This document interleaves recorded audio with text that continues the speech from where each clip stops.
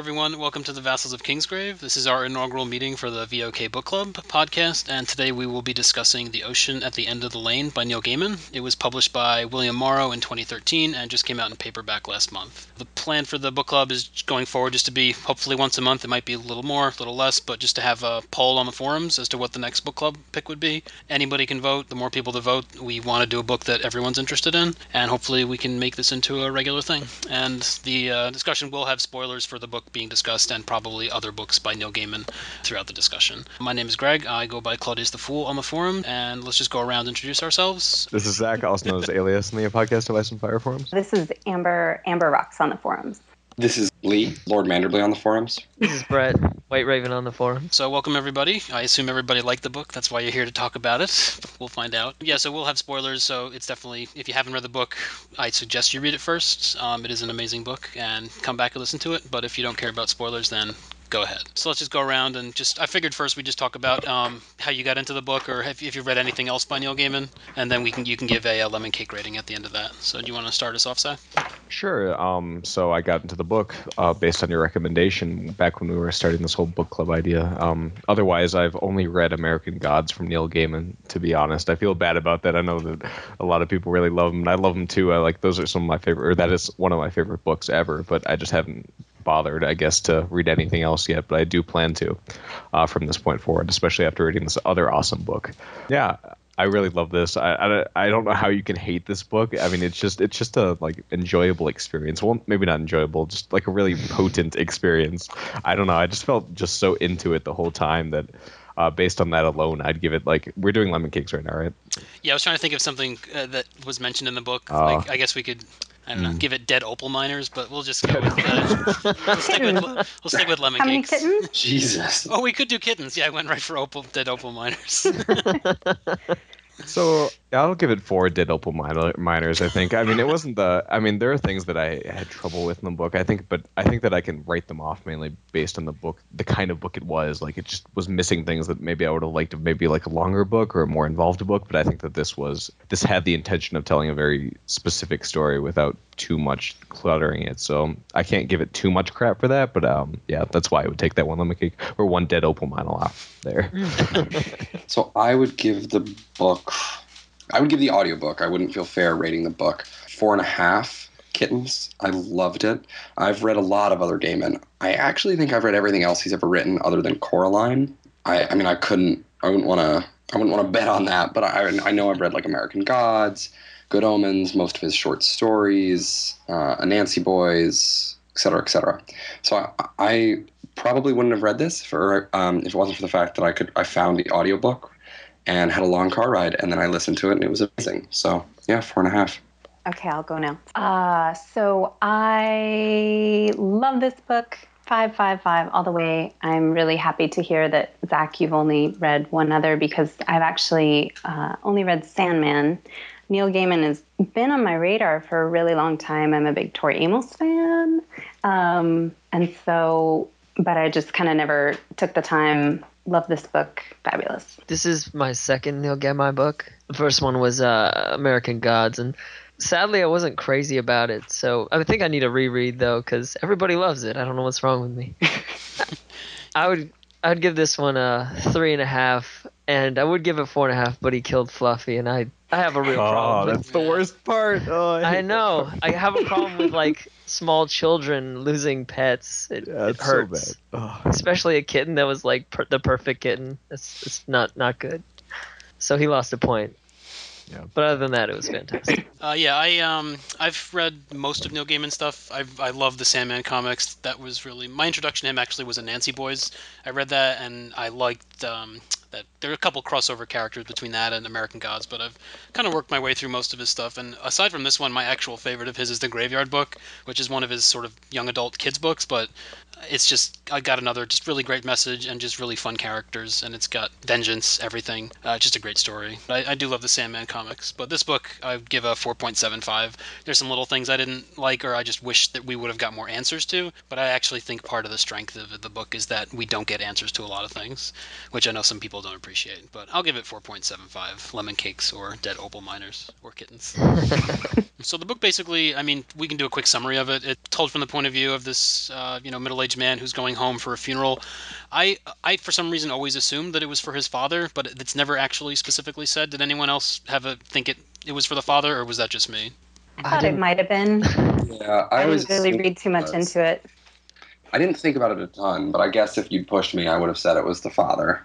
Yeah, it's not a big point, but I've read some people that it's lacking in that it's not too specific about some things. But For me, it's lacking that the kid doesn't have a name. Yeah, we'll get to that. I just figured some books are made. People think they're made more powerful by an anonymous narrator, but I kind of wished it was named, even if it was. It's hard to talk about it afterwards. Bill. I know. Yeah, I mean, I think that's a thing I actually like about the book. Like you said, I like that it's vague in some aspects, and it kind of, I don't know, gives it kind of like a weird, like, surreality. I don't know how to say that, but you know what I mean.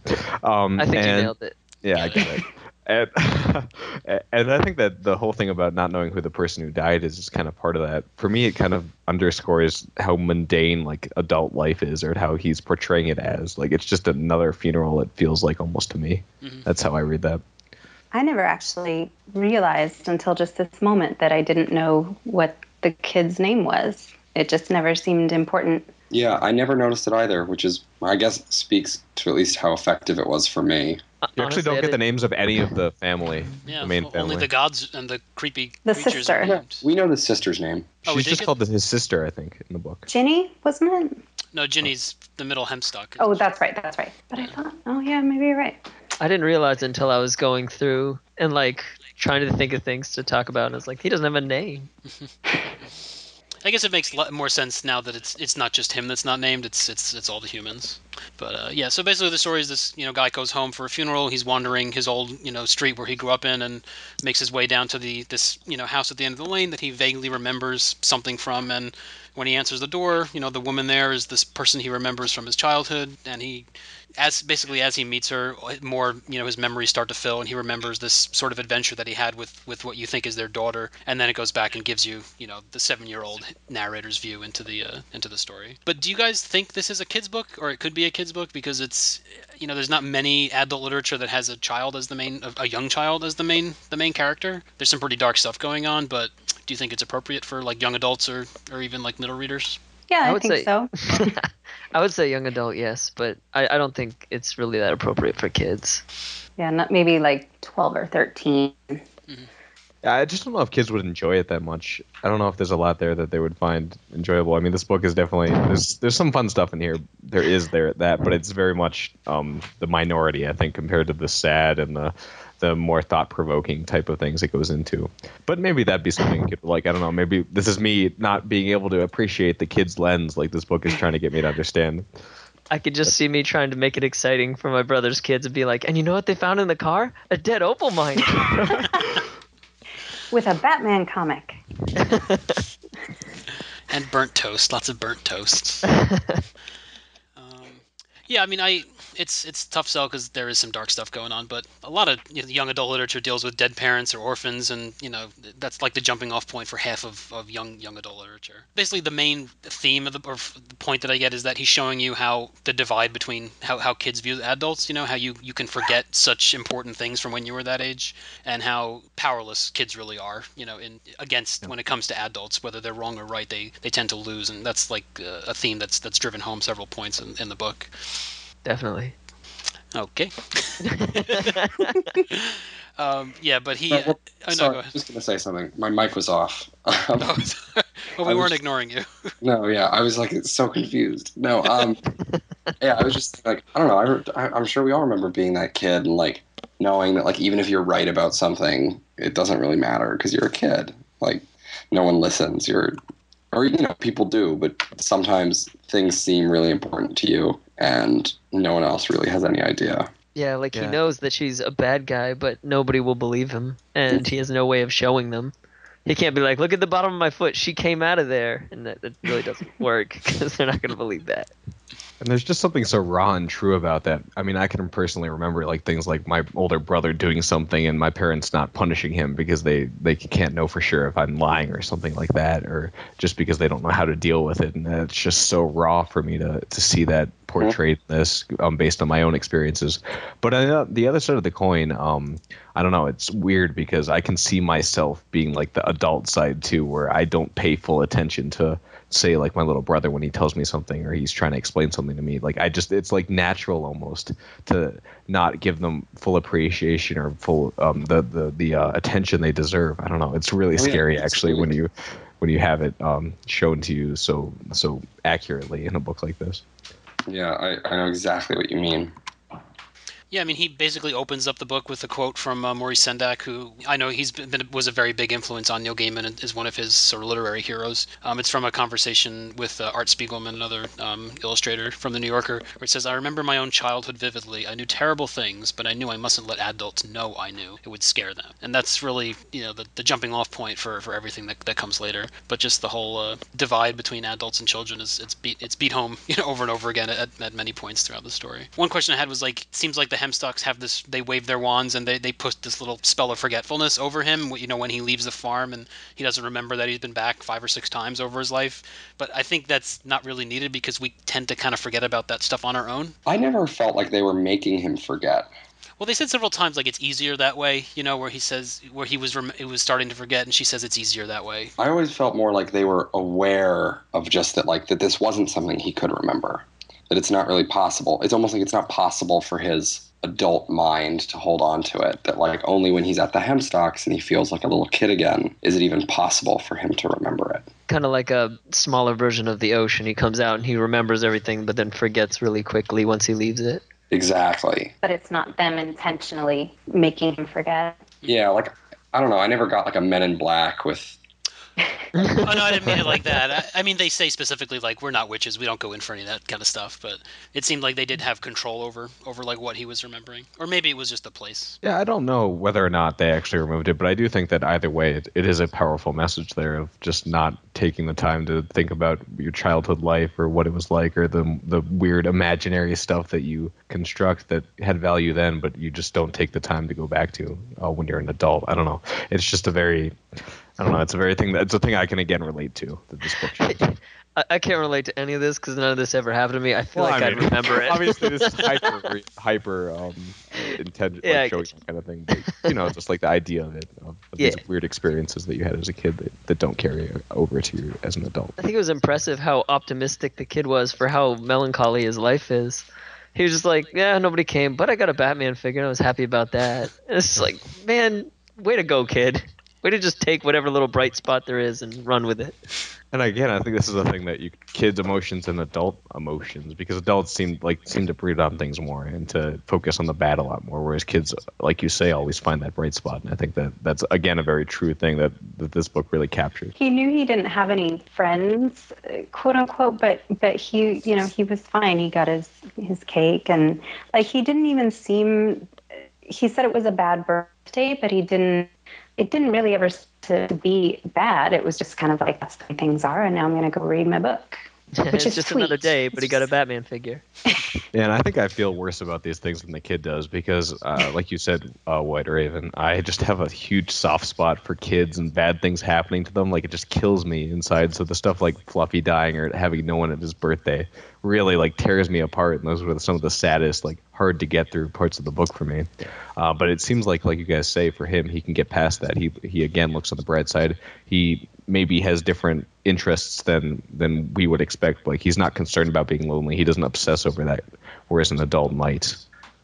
I think part of that might be that he's never really had a whole lot, so he kind of, what he's used to is being alone, so it'd be weird for him to be thrown into a group of people, probably. Yeah, I was basically just saying, like, I don't know, I remember things like that, where, like, you're a kid and something that would really upset an adult doesn't really bother you, but things that really wouldn't upset an adult are the worst. So, like, it's funny how it works. Yeah, I mean, like, I don't actually, like you said, I don't think he's lonely. I mean, it's sort of a trope in kids' literature that there's the outsider, the lonely kid who has his book and he goes and reads in the garden, and then he falls into a magical world girl, but I don't think he's lonely. He really, his mother created the party for him. His mother invited all those people, but he even says I didn't have any friends. And one of the most touching parts for me was when he actually brings Letty back home, and his sister's playing the piano. Like, who's this? Like, you don't have any friends. Who's this? And he goes, my friend. That was Love that. I really Love love that. But he even looks at the bright side on so much though. Like he got his room taken away from him that was perfect for him, and he's like, but it's okay because I had my own bed. It was by a window, and it's fine. Yeah, Neil Gaiman has such a gift for making it sound like a child's voice. Yeah. Like the way he harps on the size of the sink. Yeah, just my size. He says that every time it's referenced. It's he's a gifted writer. I totally agree with that. I think that just the emotion that he manages to wring out of this story is I don't even know how he does it. I can't pinpoint a reason or a rhyme to anything to how he establishes this. That's how he does it. But even Right off smaller the bat. moments, there's just pervasive sadness or anger, or injustice that I just feel so much when I'm reading this. Yeah, Yeah. you feel it so strongly. Yeah, when he's getting semi-drowned by his dad, and he's just clinging onto the tie, and you just know how that kid feels right then, and how scared he must be. And even the positive things, like being at the Hempstock house and just enjoying the food and the sanctuary and the safety of that. I don't know. He just gets it. Yeah. Yeah, and he even says several times that he all the food he ate later in his life, nothing ever tasted so good as just the milk and cream that he had. And I put in the notes here it's almost seemed the simple meal that he had at the Hempstocks was better than all of George R. Martin's stuff from A Song of Ice and Fire and the 77 Feasts and the Hobbiton and Bag End, because it was just the atmosphere and everything just felt like everything was okay when he was at the farmhouse. Yeah. And he didn't really have that at his house. Even So he has the before- advantage that there are no neeps here. That's right. That's True. There are potatoes though. Yeah, I that was love- actually my favorite. You had called for favorite quotes, and my favorite line was when he's describing the first time he goes down there when he's waiting for his dad with the cop, and he has the whatever with jam on it. And that was actually because it's just such a warm, safe, huggy feeling. Yeah. That could be the subtitle. Warm, safe, huggy feeling. Quick digression, because you mentioned it. His dad is so scary at some points. And I know we're going to work our way to it, but just thinking about that moment in the car at the beginning and then contrasting it to what it's like later on, it's so grim. Well, and it was interesting to me that he really knew his dad's behavior. He knew that he was never going to get hit, or things like that, but that he would, quietly rage and enforce his will.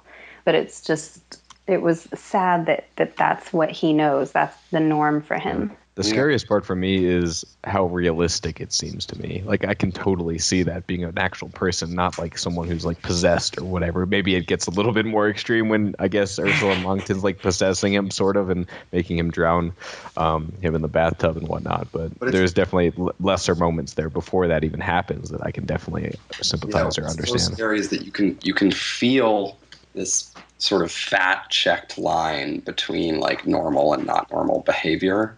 But as you watch the dad, it's harder and harder to tell yeah, absolutely. What is real, what is possession and what is not, what is him and what is, and also between the difference between what part of it is Ursula Monkton just sort of removing his inhibition and what part of it is her actually manipulating his own actions. Yeah, she kind of is she thinks she's doing the right thing, but, giving people what they want. But I kind of thought that too, that he's this prim and proper, British person who just made a decision that he wouldn't do those kind of things. But the fact that he does do them means that he had it in him the whole time to do them. Yeah, because she's always saying, I'm just trying to give people what they want. And so it's interesting, she also says that she could make his dad kill him. So the question is she manipulating the dad, or is she just sort of allowing these dark urges out? I think it was strange. I mean, the dad was so business as usual about drowning his kid. I can't believe that was just him. He's took off his jacket and walked upstairs, casually broke down the door, took off his watch. Rolled and up his just sleeves. rolled up his sleeves and started drowning his kid. I mean, that's not normal behavior. It's probably a combination of both because, he did seem to like snap out of it at the end where like his first response wasn't like, "Oh my God, what have I done?" It's like, "You got my shirt wet." He ruined my tie. Yeah. Yeah, so what did you guys think of just how the way we're introduced to the Hemstocks, that they're, there's the whole mother maiden crone thing. Are they old gods? Are they some new, what do you think they're gods? Like do you have any thoughts on the Hemstocks as a group? They feel like Tom Bombadil to me. Oh, damn, man. You totally stole that. Cool, though. No, keep going. Did I sneak that out from under someone? I'm sorry. No, that was awesome. Yeah, that's exactly how I felt about them. Yeah, they're not. She wears yellow Wellington boots. I just realized Yeah. that. No, I think now that I've said it out loud, I think it's a purposeful reference. They're not gods. They're not even really magic. They're like Tom Bombadil. They're just old. They just are. They just are. Yeah, exactly. They just are. And the same way, they're not sure whether she's dead or not. Like, the reason they're not sure whether she's dead or not is because she just is. They would never do something so common as die. Yeah. I think that's what the old lady says. It's like, what? No. Yeah, there you go. The old lady is the best. Yeah, it's too bad she has to take a nap, or she could have just told them to get their shit done and leave. And keep it Yeah. Well, and she knew right from the beginning that Letty shouldn't have been bringing him. If they'd kind of listened to her and just Right. left the kid at home, they would have been fine. But they'd dealt with him in the past, so she thought it was just going to be a walk in the park, and this just happened to be a bigger one than she'd ever faced before. And the kid let her go. It's not her fault. Yeah, but we're told at the end basically that it really is just one. It is three aspects of the one God, because when she's sitting there at the end, she says it's only ever me, it's only ever been just me. So that's it kind of does. I like that, but I like how you have I think of Letty differently than I think of Ginny, and that I think of old lady. We never got her name, did we? Old Mrs. Hemstock. I think it's just old No Mrs. first name. Hemstock. Old Mrs. Hemstock. She's older than names. Right, she came from the old country. Yeah. But I did kept trying to draw historical connections, because he never he mentioned Cromwell's day, and I actually had to go look at my English monarchs and everything, and I think the old king was Henry II, because they mentioned Prince Dickon, Prince Joffrey, and Prince who was the third Joffrey. one? Oh, Geoffrey, sorry. So I think Prince Dickon was Richard I, and then Prince Geoffrey was Archbishop of York, and Prince John was King John. And that goes with the Doomsday Book, because they mention how they're in the Doomsday Book, which was written in 1086, and that's right around then. So I'm always trying to place things in their historic time period. So that was, they mentioned Red Rufus and a couple of the Mouse Wars, which I didn't know what he was talking about there. Yeah, But, what were they talking about with that? Is that a reference to another story? As far as I know, it's not anything from history. I don't know if anyone else made any connections there, though. I think he just threw it in there for world building. Yeah, and to make me go spend half hour I Googling searched. Mouse Wars. What is this an allegory for? I gotta know. I just typed it into Google. That's all as far as I went. I did think it was pretty cool how right off the bat they seem really magical, and then she's talking about was it eating candy or whatever, and busting out talk about electrons and stuff.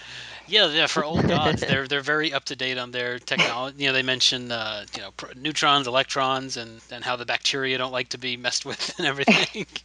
So I did like how that was. I thought that might have been Gaiman poking fun at the it's always a division between religion and science, but he just rolls it all up together and throws it at you, which is what he's good at, just taking bits and pieces from everything and making it all work somehow. It just made me think of it when you said candy. I thought it's funny that every time the kid gets money, he's like, think how much candy I can buy with this. That's all he cares about to start. Well, until he doesn't want the money anymore. But that's something true. I remember, for me, it was this is really embarrassing. I remember finding $20 at the bottom of a swimming pool and going out and buying as many Power Ranger cards as I could possibly get. Well, at That's least not candy, something though. tangible. I know, yeah. But it's I can get 12 packs of these for $20. I kind of like candy more. Yeah, Those- I should get candy. So we're eventually introduced, the way that he brings Ursula Monkton and this, she definitely had more of a Cthulhu old god feel, at least to me. You've got this parallel universe thing, weird place that Letty takes him to when It's just their farm, I think.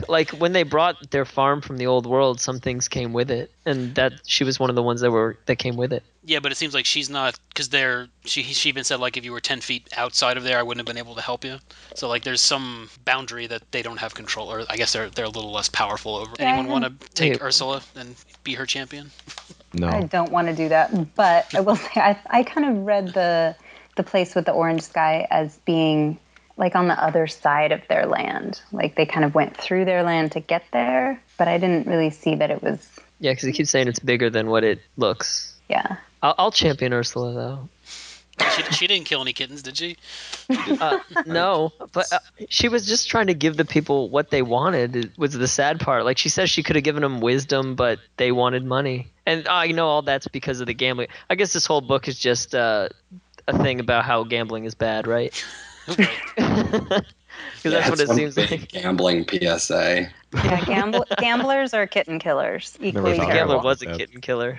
But No, anyway. it wasn't his fault. It was the Yeah, it cabbie. was the taxi driver. That's true. But she was trying to give everybody what they wanted and like spread out because that's what she was meant to do. And I mean, yeah, they tried to get her to go back, but who would want to go back when they found this place that they were so powerful and great? Yeah, I mean, she is kind of like the evil genie, I think. Like, there's things about her that I do like. I guess I understand, like, this weird twisted, like, wanting to help people, and it's just not really her fault, I guess. She just doesn't understand that they obviously don't want things like choking you with a coin and whatnot, like these twisted versions of giving.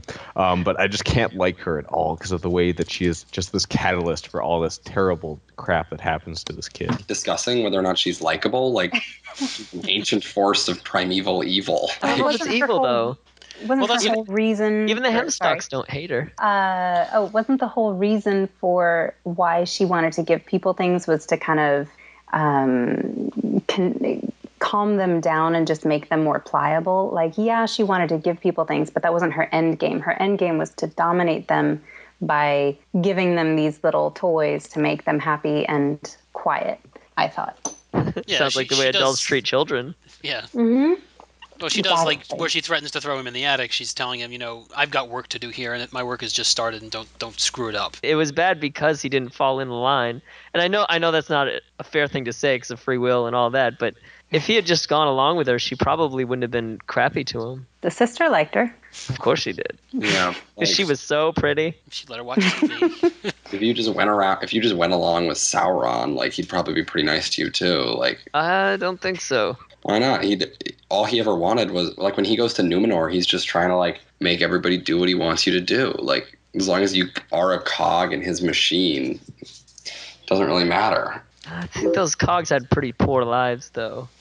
And then once you've served your purpose, if you're not if you're not doing anything for him anymore, yeah.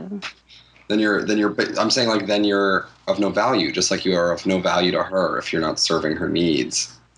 I don't know. I mean, I don't think she's evil. I think she's kind of amoral. No, I think she's kind of meant to be. I mean, she kind of reminded me a little bit of Gollum. Stupid fat hobbit. It ruins it. Because at one point, in Lord of the Rings, where Frodo's like, I wish Bilbo had killed him when he had the chance, and Gandalf gives this whole speech about how he has a part to play, and it's not for us to decide. But Letty kind of says that to the narrator, where he's like, I hate her, and I, and she goes, I don't hate her. She does what she does according to her nature. She was asleep, she woke up, she's trying to give everyone what they want. And when it starts to turn, where she starts freaking out, where the Hunger Birds are coming, I kind of did feel bad for her. And that last scene where he even says, like, I wondered if Ursula Monkton ever had a mother, and that's like as close to caring for her as I got. But he does make you hate her and then care about her a little bit. And when she's ripped to pieces for basically doing what she's supposed to doing, that kind of was pretty sad for me, at least. Yeah, but the thing is, like, doing what you're supposed to be doing, and again, I'm sort of playing, like, advocate here. Like, I have mixed. You're right. Like, there were moments I felt pity for her, but also, like, that's not really a good excuse. Like, doing what you're supposed to be doing. Like, she's sentient. She's capable of making other choices. Like, she's choosing to, like, torment a small child, and, like, that's partially because she's childish herself, and because that's just her nature. But, like, I don't know. Like, I'm not that sympathetic to an argument that, like, just because it's somebody's nature to do something doesn't mean they can be held responsible for their actions. Right, yeah, I definitely like the Gollum comparison because she definitely is pitiful, if nothing else. And I don't know, it's tricky because I agree with you that you shouldn't appreciate or lend any credence to someone who's unwilling to go against their nature. But it's kind of weird when you introduce, like, supernatural magic, like how much of that nature is dominant in what someone does. Can they even think differently if they're if that's entirely part of their being? I see it kind of as she came into this world and she's new to it, so she doesn't know anything. And this kid is threatening her existence. So she tried to, not eliminate him. She had to keep him around because she needed him. But it just makes me sad that she doesn't know any better. Like, she doesn't have somebody telling her what to do. This is what she does. So I know that's not a very good argument because everybody has to have their own ability to say that what's right and what's wrong. But it's just hard when this person doesn't know any better. And like, we're all children to her. It's just a game to her. But she's also so childish. Like, that's part of the great part of this. For me, one of the great parts of the story is that, like, for all that she represents the adult world, she's also every bit as kind of, like, instinctive and not, like, juvenile as the protagonist. Yeah, it's like she's basically a kid in a candy shop where she's like, this is all mine. I can. These people are so easy to control. But then Letty drops the bomb on her by saying, haven't you ever thought of why there isn't anyone else like you here? That this world it's not good for you. And it's really not until she sees her destruction that she's like, okay, I'm out, but she can't get out. But Yeah, A little too late there. The birds would have eventually found her anyway. I can call them birds. I don't know what they call them. Yeah, they're birds. They're birds, yeah. I mean, she was varmints. eventually, it was going to happen anyway, but she just, rang the dinner bell, so they all came running, and there's none left, so they were all there, which is, I mean, sad for her, but it's the way it ended up for her. Of all like the creatures and gods and everything that we met, the Hunger Birds are like that's the only name that like I couldn't take seriously. Like when they named Scarthatch of the Keep, I kind of got chills and I was like, oh, this shit is on now. And then the Hunger Birds Because I had show the up. opposite. Like the Scarthatch of the Keep. Like, I was like, I love that. That's so fantasy. Like, Yeah, that's what I liked. But there you go, different strokes. But Hunger Birds, I was like, oh, they're Hunger Birds. And then they reference themselves as Hunger Birds. It just didn't have the emotional when they were like, we are the Hunger Birds. We're here to eat. I was like, okay. That was the only. That's why I took off half a lemon cake was for the Hunger Birds. But they're creepy in the fact that they can really destroy everything and blink existence out. But, Yeah, that was when they start weird. tearing out the galaxy or whatnot, like the stars and stuff. Like, well, there's a do borts not missing mess in the with- sky. You put them back. Yeah, and how they said it doesn't even matter. It wouldn't even have mattered. Like, if they tore apart this universe, it wouldn't even have mattered. We're just a grain of sand. It's sad. I love the scale of that, though. Like, that's always one of my favorite things in fantasy, when like they capture scale in that way. Yeah, I thought there was a little. I love the Dark Tower books. I don't know if anyone's read those, but that's really all about how there's billions of worlds and there's doors between the worlds that you can go on. Some worlds are different, some are very similar. And in that world, there's the rose. Like the rose is at the center, and the Dark Tower represents the rose, and all that blah blah blah. But anyway, at one point where he's talking about the egg and the rose, and like it's straight out of the Dark Tower books, where he says, the rose was the peculiar crinkling of space on space into dimensions that folded like origami, and which would mark the last good time before the eventual and end of everything and the next big bang, which would be, I knew, nothing of the kind. So like even if the world ended, there would just be something else after that, or there'd be another spinning galaxy off of that. But I'm a fan of the whole many worlds theory, and it's always just fun to think about. At the same time, though, I think that the scale also is good on the other side, where it's very personal and very like focused on the kid. Because I love my favorite sequence probably in the book is the part where he's at the like fairy ring and he's trying to like deal with the various trials the birds are sending at him to try to get him out of there. I don't know. I just really like that sequence. It really was the most tense. I didn't know what was going to happen moment in the book. And one of the issues I had with the book was at points it felt like the tension was dissolved too quickly, but that definitely was not the case here. Yeah, they just hit you, one after the other with the different apparitions, and they were all because you really didn't know at the beginning, at least, if they were those themselves or if it was some sort of ruse. The fact that he finally resolved to die, that he was going to wait for his friend or die waiting, was just so powerful. Yeah, and when you're a kid, like waiting 5 minutes is like waiting an hour. So who knows how long that was he was actually sitting there. But it was like his touchstone was just the circle. If they don't enter the circle, they're not real, and he kept singing like these songs and everything to make time go by faster. I could see myself doing that as a little kid. Yeah, he's so strong in that scene too. Like, it's impressive because I don't know, in a lot of fantasy and a lot of stories, people, when they have to do that, they fail. It's always like it's like Orpheus coming out of Hades. Like they look back, or they leave the circle, or they fall for the trap, and someone else has to rescue them. But I love that he's just this little kid, and he does it all on his own. Yeah, he really only failed at the very beginning when he caught the football thing or whatever, when he let go of Letty's hand that one time and started everything off. But really, after that, he did everything he needed to do. The best part of all of it is that it's not easy for him. I think that the other side of the coin of characters like failing to live up to the test is that they breeze past it so easily. But he captures how hard it is every single time one of these people shows up at this ring. Like it's a new challenge, a new method of trying to get him out of there that I can totally buy working, but it doesn't because he's able to hold on. Yeah, that's a really good point. They're not. None of them feel like a fake try. You know, like none of them are like the easy warm up. They're all just as difficult. Especially, I think, isn't his sister first? Mm-hmm. Yeah, I like that. Like especially with the sister, but also with his dad. Like you don't know if it's actually them or not. Not really. The one for me was the father, because the father didn't say anything that I didn't think that he would normally say, and even when he was defeated, he was like, all right, just come inside when you're done. We'll have your dinner out for you. It wasn't like, F you, we're the Hunger Birds. The only part that was strange was that if it was his father, he probably could have dragged him out. Right. But still, like, we're not sure. Like, you know, maybe his dad especially with Ursula gone, maybe his dad sort of was stabilizing almost, or sort of coming back to himself.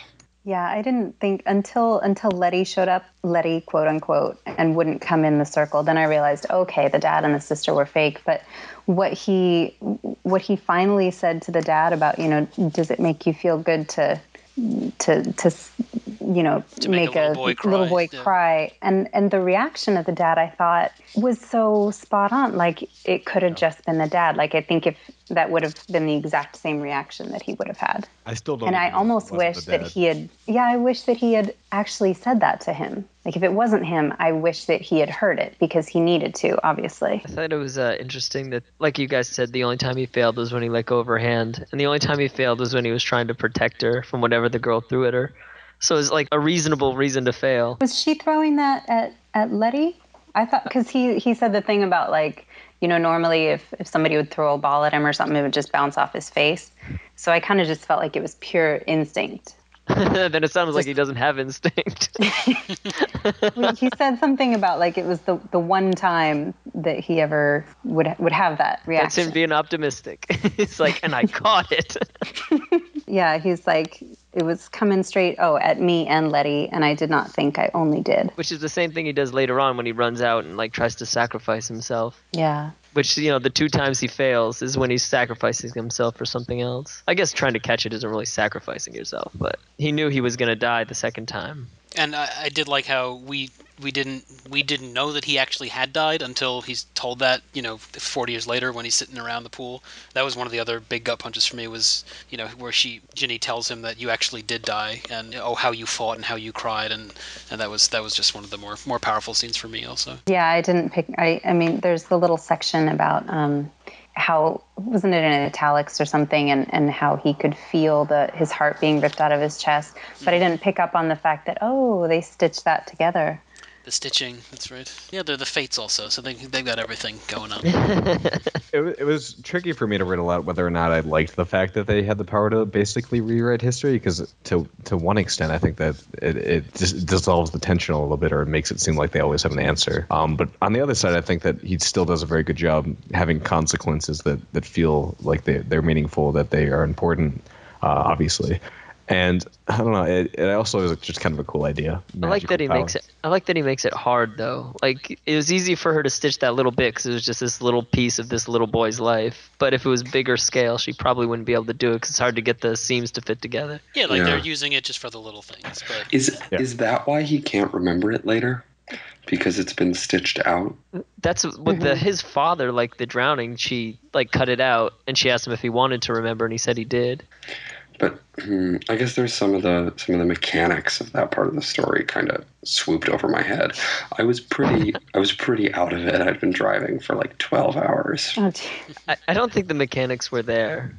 Honestly, I think that's the point. Right, it's not about the specifics, and that's where some people come down on the book that like we don't get answers to who they are or how they do what they do, but it's not about that, and I think I like the fact that we don't have those answers. That if everything's explained, then it takes away from the mystery and the magicalness of it.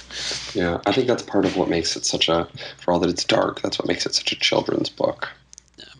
And the whole point is that, well, one scene I liked was where he thinks that the fairy ring is protecting him, but then you find out later she's like, I had a dome of protection on him, but it was just about to go. It's like, oh yeah, so they are kind of magical also.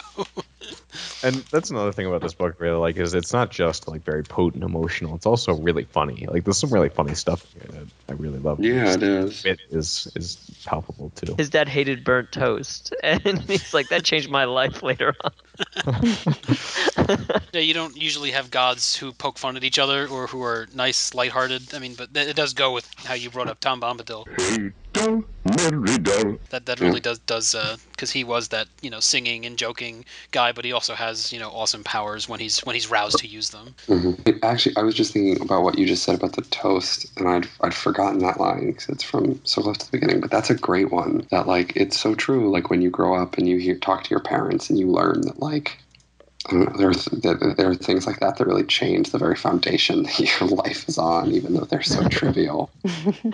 I just love this Tom Bombadil. I like that they're almost the same. Like they've been here since the beginning and they know things, but they don't do anything outside their little circle and they're not worried about it. I don't know. I just really, of course I like Tolkien, so of course I would. Right. Yeah, it's a good comparison, and I like that idea of a person or a character or God, even like just the lack of pride or obsession or anything that's ridiculous or over the top. I don't know. I think that one of the most bad things to have as a person or to focus on as a person is to be overly prideful or to not be willing to accept. I don't know, or to have humility. I'm not sure what I'm saying here, but I love that character, and I think it's really good in these kind of just purely kind, nice people. Yeah, they have this amazing, awesome power, but they use it within the bounds of the small, little bit that they actually have control over. It's kind of that's basically what Bombadil does. He doesn't take the ring, or he won't keep it, and he doesn't help them really. He just he's like this. Has no power here, but I can't do everything. Well, it's interesting that they talk about treaties and what have you. Like when she's telling the birds that they violated all these treaties, it makes you wonder if like they had an agreement with some higher power to have this little area. No one else had power there. This is their area. They can do what they want there, but that's all you got. But it makes me wonder about that. Like, is this what they decided to have, and that's why they stick there, or is there something bigger? I don't know. And the fact that they have kids sometimes, but not all the time, and they had men, but they went out into the world.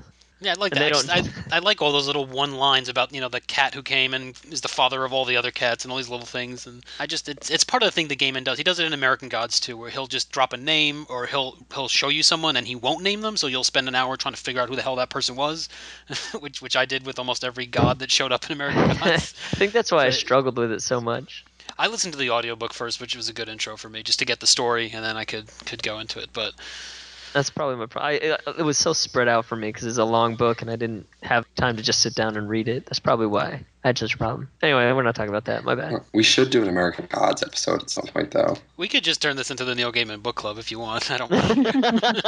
I mean, if you guys want to do American Gods, I mean, I'll reread it because obviously I didn't get the right stuff out of it. It's also nice to have varying lemon cakes. No, I'm glad that it wasn't just all 4.75s and 5s. But I do like how, Amber, you say you never give a 5 to anything, and changed my half mind. of the things that I've talked to you about, it's 5, 5, 5, 5, 5. Yeah, I think did I say that on my first podcast? I don't know, but I've definitely kind of changed my rating, and I think it now, since I don't really read with an analytical eye, fuck it, I just go with how it makes me feel. And dead kittens makes you feel good. Unbelievable. No, kittens. The little magical kitten with the white splodge, with the white ear. He made up for it. Yes, he made up. I bet you Fluffy doesn't feel that way. But yeah, I get what you're saying. Like, he got a cat back. But his parents kind of taught him a little bit about how we, when we die, we don't really die. We come back and we do it again. So my theory is that Fluffy, of course, is the new little black cat. Yeah, he's turned into He found him a again. cornstalk, and he's in the field. Yeah, as they do. I thought it was like a cattail. Hey, Matt, how's it going? Good. How are you guys doing? Good. Glad you could join us. Do you want to give a just intro and lemon cakes? And we each just talked about like what else we've read by Gaiman, how you got into the book, and then a lemon cake rating, or a Dead Opal Miner, or a kitten rating, whichever you prefer. All right, so I'm Matt. I'm Eiffel on the forums. My first interaction with Gaiman was actually the movie Stardust, which is really weird, but it's also like it's a great movie. And I don't know why I went and saw it in theaters, but I did. And I just walked out of it just like with my mind blown. Really? And it's on Netflix, and I just always skip over it because I'm like, Yeah, Oh, I looks love that stupid. movie. It's so good. It's so much fun. Well, I shall watch it. It's really a lot of fun. And then I just like started looking him up more, and I read like Neverwhere and American Gods and pretty much anything that he puts out now. So like I think I've said a couple times on the forums, if you can chop him up, I would insert him into my veins. Like I just gotten it. So. But I mean this book, I didn't cry at any point in it, but I remember putting it down. I read it on a plane ride, and I just like closed it, and I just felt so amazed and so overwhelmed with emotion that it's just like it just instantly became a classic for me. So I was really excited to see that it came up. That's a really good description of how you feel at the end. I remember just being like kind of paralyzed, like not sure what to do next. Oh yeah, definitely. Yeah, it's one of those books that I don't know, just has an impact on your state of mind long after you're done with it. And there are other books like that, I think, but this one is definitely one of the rare examples. I was actually happy it was kind of a shorter, quicker read because it was such a joy to reread it. Because I got it when we first did the Call to Arms, and then I was like, oh shit, I'm not going to remember any of this stuff. And I reread it, and it was just going back into such a cool world. Yeah, because I read it last June when it first came out, and reading it pretty much a year later, I can definitely see this being one of those books, like The Lord of the Rings, where I'll read it every year, every couple of years. Just getting back in the world it just felt comfortable, and it felt like the narrator going to the Hemstocks farm. I loved being in the world that he created. And I've gotten that with books before, but this is just such it's a short book, but it's so powerful, and I just love the world that he's created there. So how many lemon cakes did you say? Oh yeah, and I missed lemon cakes. Well, I guess I would give it 5 if that's the highest I can give it. Wow, nobody else gave it above 3, man. That's weird. We all hate it. I give it up 2. Somehow I don't believe that. That would be wise. No, it's. I mean, it's really good. I like it. I mean, I try and get every person that tells me that they like reading to give them this book and stuff. So. Yeah, I find that most people, even if they're like, I don't read fantasy or anything, like they will take this book and they will read it. I've had a couple people who don't respond positively to it, but Unless there's a dead body on the cover. Oh, yeah, that was one lady. I'd like to hear more about that story, like how that went for you. Oh, that was it. She wanted like an Emily Giffin or a nice beachy read, and I was like, well, how about this? She's like, I don't want a book with a dead body on the cover. I was like, I didn't even think she's dead. Did you even get a chance to tell her anything about it, or she just looked at it and? I can tell when I'm talking to some customers that it's not going to work, so I just save my breath, and I could tell. Yeah. You should have just said, as if she'd do something so common as that, and just turn around and walk away. You should have done that. Someone better cut and snip that back in, because I'll just say that happened now. Yeah. I'm sorry. I may actually have to go. I have to wake up super, super early, and I have to wrap some stuff up tonight. But I'm glad Matt is here to swap out for me. I'll take your place. Okay. You'll have to imitate my voice for the rest of the podcast then. I'll try really, really hard. Perfect. That was pretty good. Yeah, that actually was really good. Now I feel uncomfortable. Oh my god, it's Ursula Montag. She's stealing my identity. She'll give you sweet dreams of money in Hawaii. Actually, I'm totally fine. If she wants to send me to Hawaii, she can send me to Hawaii. See, now you're on board with Ursula Monkton. Yeah, you've done it. You've convinced me. Great, Matt. Thanks. Oh, I definitely think it's a kid's book. And my favorite quote, if we are going to do that at the end, is just that you don't pass or fail at being a person. That's my favorite quote. So in the good. whole thing. Beautiful. So you stole Brett's Tom Bombadil and my favorite quote. So have a good night, Lee. I'm on a roll. Mike, I'm not- I actually Wait. don't like that quote because I met a lot of people that are failing at life pretty badly. Oh wow, that's a good point. I You could actually do never thought of it in that direction. And now I just have to steal something from Amber before I go. I can't think of it though. I'll make loud barking noises. Yeah. All right, I'll see you guys later. right, Enjoy the have rest a of the good night. recording. Good night. Bye. See ya. Thanks. Yeah, there were just a couple like major theme stuff I just wanted to get to. It's a, sort of a theme through a lot of Gaiman's work, especially I think the Sandman comics, American Gods, and this one is just the idea of change, is that you have to change, otherwise you'll die or you won't make it really. And one of my all-time favorite quotes from the Sandman is it's a Latin quote, "Omne mutantur, nihil inherit," which is everything changes but nothing is ever lost. And you almost get that same thing where she says here, nothing's ever the same, be it a second or 100 years. It's always churning and roiling, and people change as much as oceans. Did you guys sort of feel anything about that, or think that he was saying anything about change? Yeah. Or not. We're moving on. That was like my old proud moment making connections. Like, all Gotta right. think about Beautifully it. said. Yeah, they gotta That's so think about it. deep. Yeah, it is very common with Gaiman too. Like that's pretty much what American Gods is about. Yeah, shadow on the tree and everything, and he's got to go through quite a transformation before he comes out on the other end. It's weird in this book because I guess he does. The main character does change. He becomes braver and generally a better, stronger person. But I wouldn't call it a main theme. I don't know.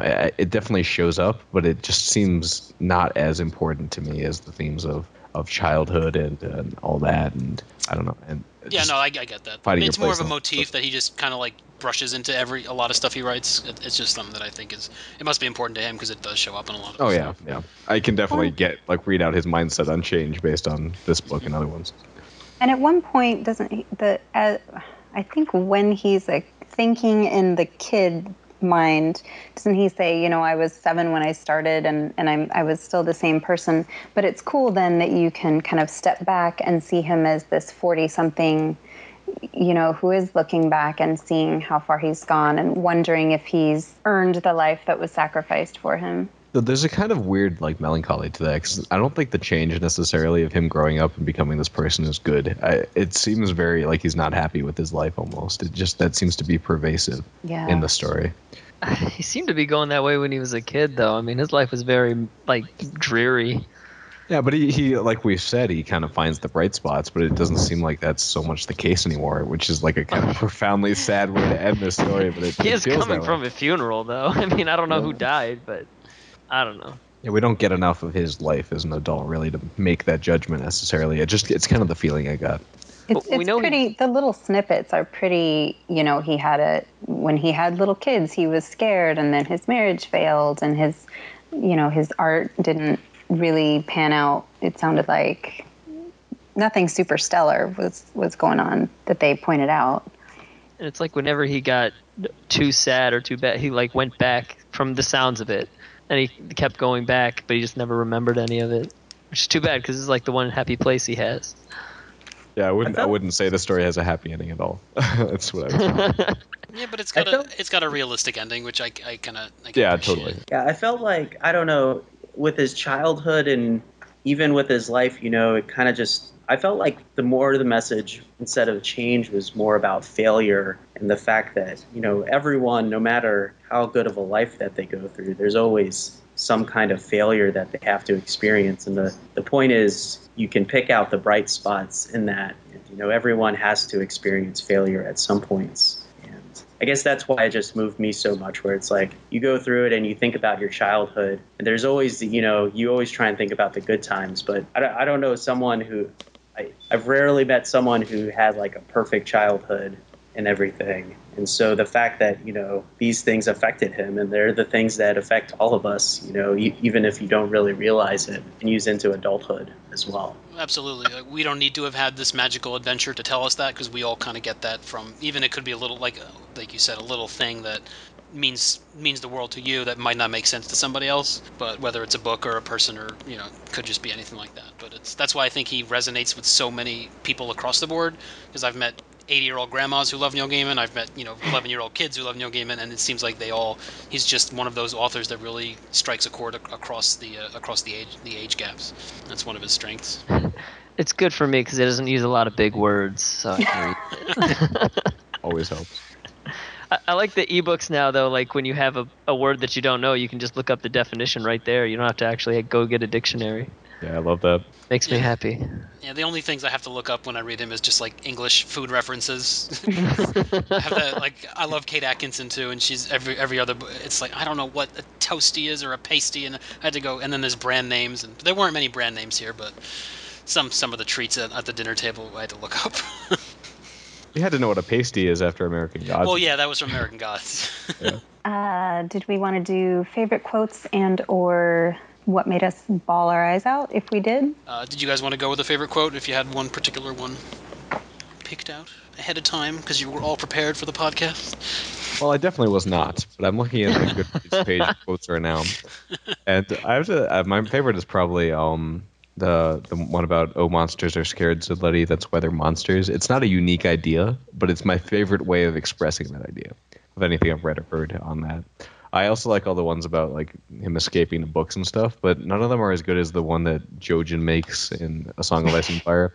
So I can't pick one of those because it's not the best way of saying it, though I agree with the message. I don't really know any quotes. I already brought the book back, otherwise I'd be like scanning it right now. Okay, well, I prepared. You get a gold star. You can sit at the front of the class. So if you want to indulge me, I'll read it, even though I already said it, and I don't have the fabulous voice that Bina does, but this just made me so happy. She gave me a china bowl filled with warm porridge from the stovetop with a lump of homemade blackberry jam, my favorite, in the middle of the porridge. Then she poured cream on it.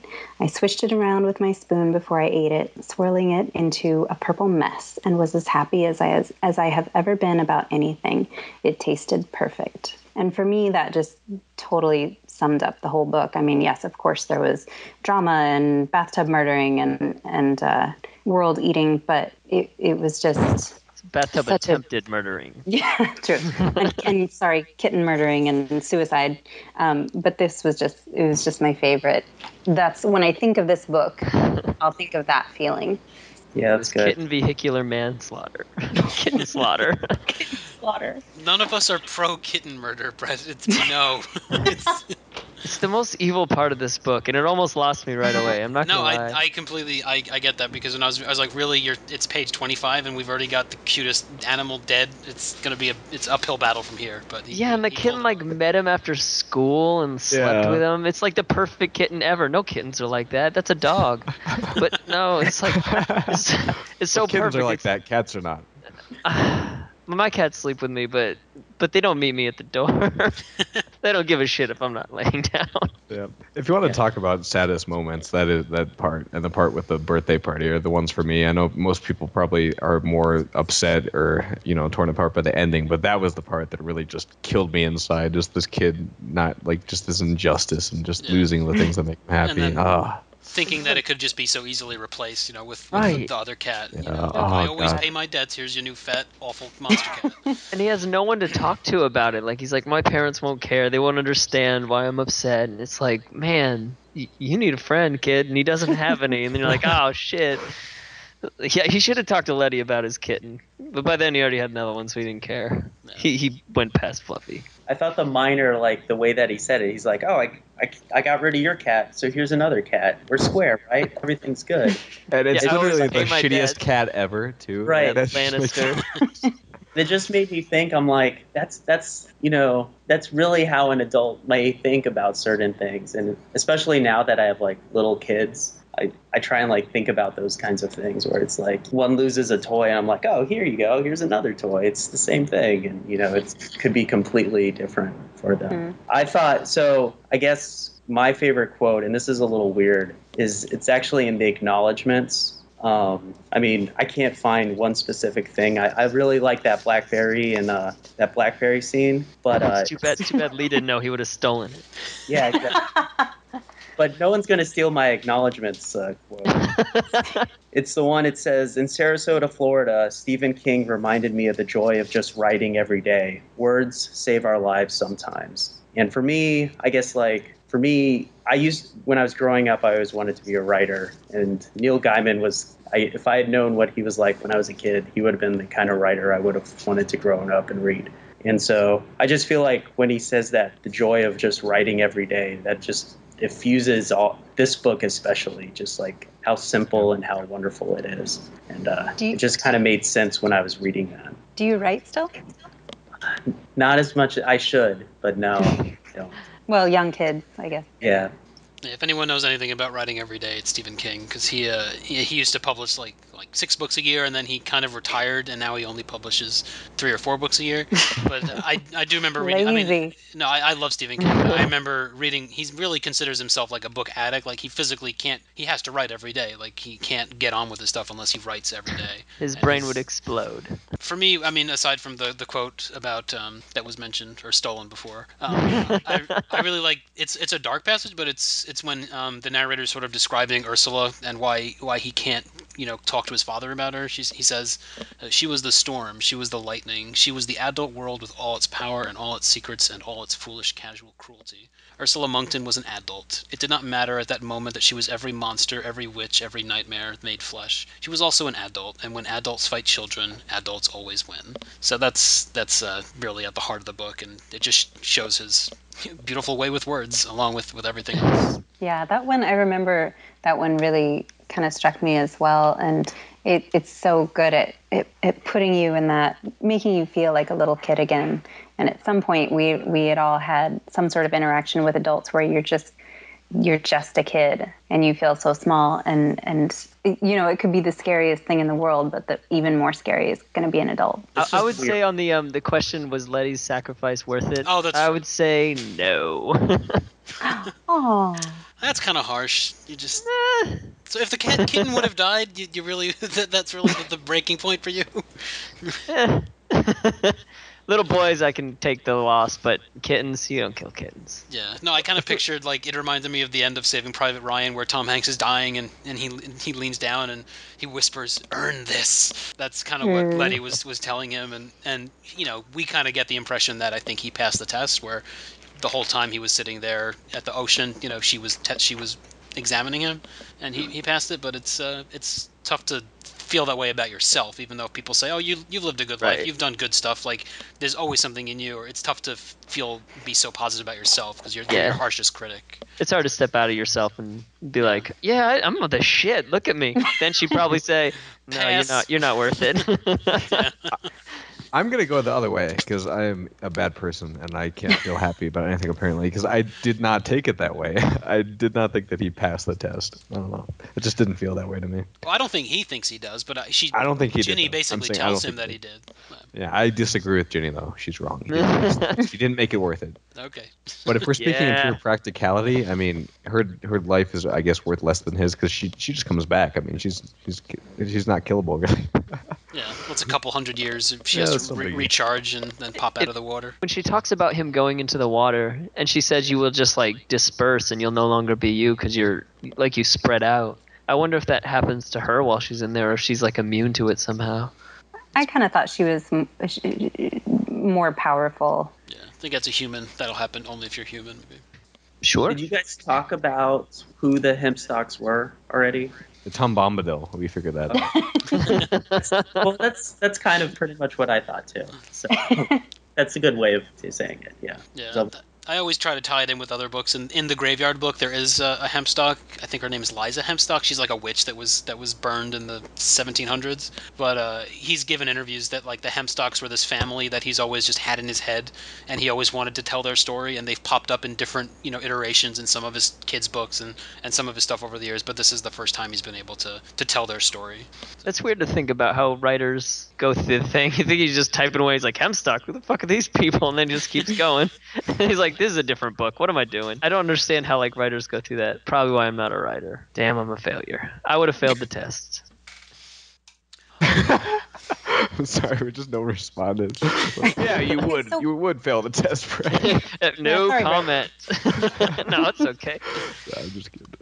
So I actually am curious because I had kind of a weird experience the second time I read the book. And Greg, since you've already volunteered that you're a crier, so the first time I read it, I didn't really pay attention to when I started crying. I just know that it like happened all the way to the end, and then I just sat there and kind of dribbled. And so the second, when I just reread it, I'd read through the show notes and I was kind of waiting for it. Like, did I cry when Letty's dead? Did I cry when I learned that he was dead? And at one point I put the book down. I was like, well, I guess I'm not going to cry this time. That's kind of sad. And then I got to the part when he's back as an adult and he's talking to Ginny by the pond. And he says, in my memory, she was a mountain, this woman, and I had sobbed and shivered on her bosom. Now she was smaller than I was, and I could not imagine her comforting me, not in that way. And it was just like, boom, that wanting to be comforted and just knowing that's gone. Like his parents are dead and his wife is gone. So the second time, that's where I got hit. And I was just wondering if anybody else had anything that really stuck out for them as the thing that made them go, whoa. I mean, it was a pretty emotional ride the whole way, but it's funny because I actually was, when I was almost at the end, I was at page 160, and I was like, oh, this must be where I started crying because there's a giant wet stain on the page. And then every four pages, there's just like a tear stain. And yeah, but it actually, the scene that started it for me was when after Letty's, we don't know if Letty's alive or dead, and Ginny kind of has her breakdown, and she's telling him, like, her grammar is almost falling apart, where she says they hurted my child, and that's kind of when it started, and it kind of just went. But it really was that last 6 pages of the epilogue where it wasn't like it was just like a constant, just like I was open, and he was just kept hitting you with all these just amazing little things, and that's where it broke me, and I just did sit there, and I'm sure my landlords thought like I was something bad just happened. or I had seen a bug. I either scream or I'm crying. So Your landlords are like, that Greg is such a bitch. No, it's only one, pretty much. But they did call me when I watched it, when the Viper's head exploded when I started screaming. They were like, "What the hell's going on?" You're like, the Viper's head exploded. Oh, man. But yeah. Speaking on that, I wish I had cried during this book because I definitely felt the emotion that would normally create crying. But this is the part where I complain about how gender norms have tainted my ability to be a human being. So I didn't cry, but I wanted to. I didn't cry, but you feel that like feeling like in your stomach when it was only the kitten dying for me. So, but like you just feel that like helpless heartache feeling in your chest, and you're like, oh my god, how could this happen to such a small child? I'm not going to read the rest of this book, and then you just keep reading. Yeah, you have to keep reminding yourself that he's 7 years old when all this is happening. I try to remember like what the hell I was doing when I was 7, and you got to remember it's just a book and it's not real. What? Just get out, Brett. What? Get out. Didn't pass the test. Books are the only real things out there. That whole line of thought, it always blows my mind that something like this can come out of one person's head. And I don't know, I love that idea. It's weird to think about, but I don't know, it adds more meaning to me that some one person can create like a story that has such wide reach in terms of its emotional impact. On that note, we'll wrap up our first VOK book club. Please check out the forums, and if you have any suggestions for the next one, just throw them up in the thread, and we'll hopefully have some good suggestions for next time. Thanks a lot, everybody.